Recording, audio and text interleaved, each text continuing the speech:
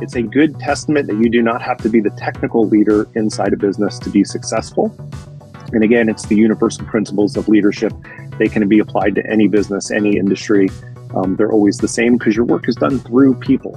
When your business is growing that quickly, you learn very much that you can't impose your will on the business. So you have to create clarity on where it is that we're going as a company. And so the guidelines, right? I just imagine that they were fence lines.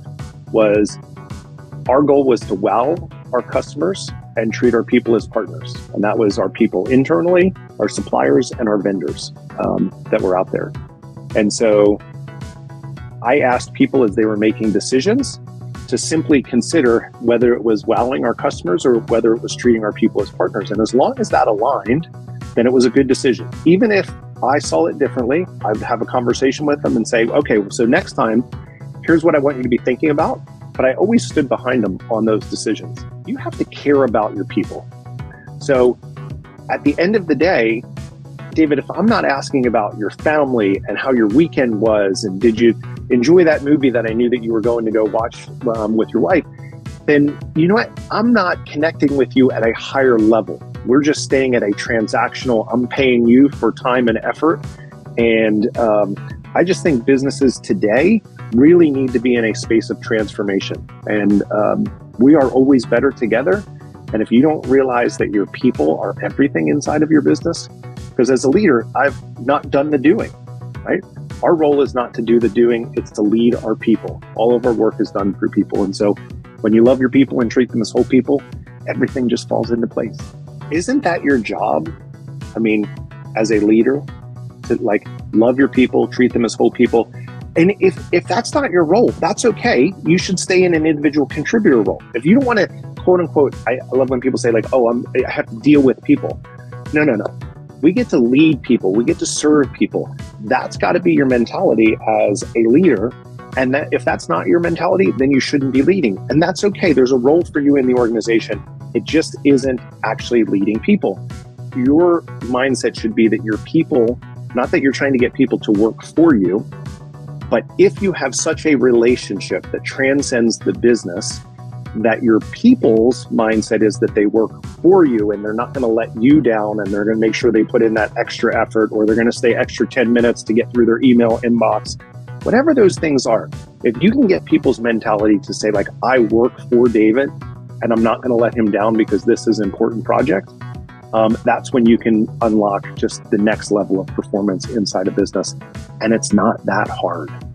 I think this is really important, right? There are roles for individual contributors. And if we do not create a track for those people to continue to grow and develop inside our organization, then we create a slippery slope where the only path to promotion is to people leadership.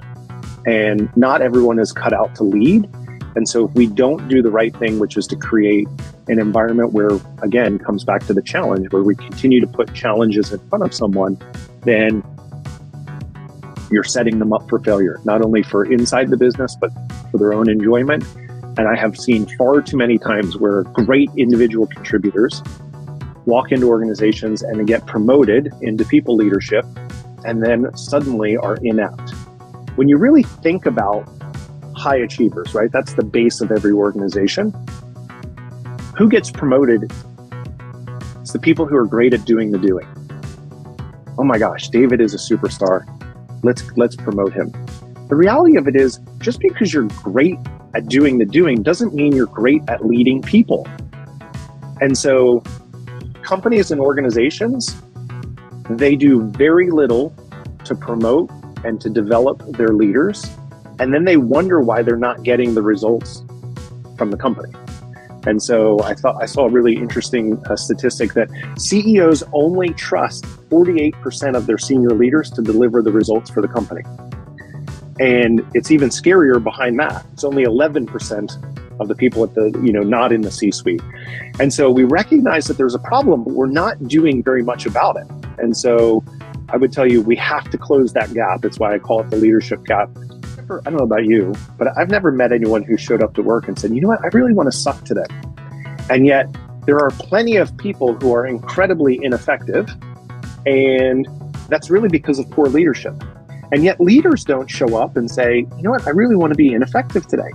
And so how do we close that gap for them of self-awareness, of how they're going to show up to create that predictable environment? So we want a predictable environment, a stable environment that we can make better decisions and build trust.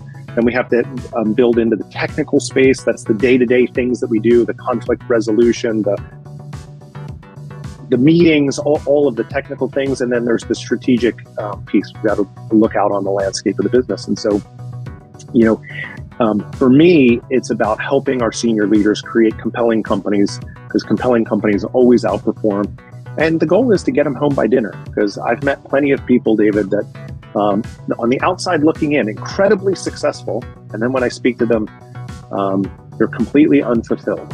What is more important, people or business? People are the business. And so anyone who ever tells you business first probably shouldn't be leading.